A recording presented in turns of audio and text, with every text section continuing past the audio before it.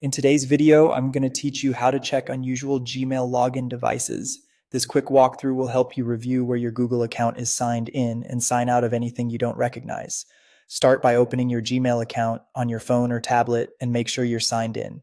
In the top right corner, tap your profile icon. This opens the account menu. From here, select Manage Your Google Account. This takes you to your main Google account settings, where you can control privacy, security, and more. On the Google account screen, navigate to the security section. If you're on mobile, you may need to swipe across the tabs or scroll a little to find it. Once you're in security, scroll down until you see the section labeled Your Devices. This area lists phones, tablets, and computers that have recently accessed your account.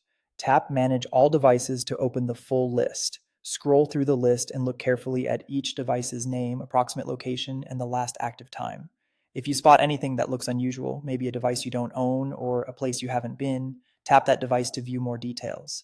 If a prompt appears asking you to verify it's you, go ahead and confirm using your screen lock or the method your device uses. This step protects your account details and makes sure only you can make changes. On the device details page, you'll see a sign out option. You might also see a don't recognize this device link that explains what to check. If you're confident the device isn't yours, tap sign out. You may be asked to confirm, tap again to finish. This immediately removes your account session from that device, which is a strong way to stop unwanted access. If the device is one you actually recognize, you can simply back out without making changes.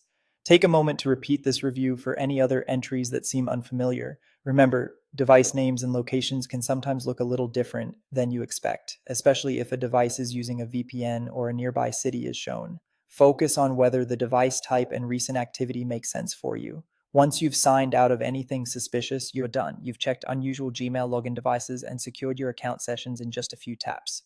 And that's it. If you found this tutorial helpful, don't forget to like this video and subscribe for more Gmail tips and tutorials.